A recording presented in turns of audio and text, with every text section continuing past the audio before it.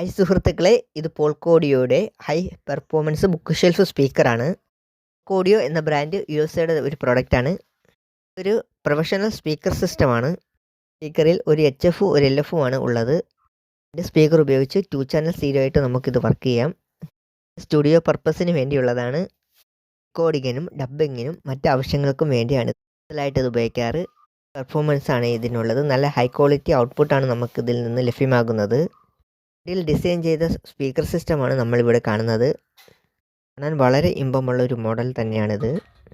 ഇതിലേക്കുള്ള ഇൻപുട്ട് കൊടുക്കുവാൻ വേണ്ടിയുള്ള ജാക്കാണ് നമുക്കിവിടെ കാണാൻ കഴിയുന്നത്.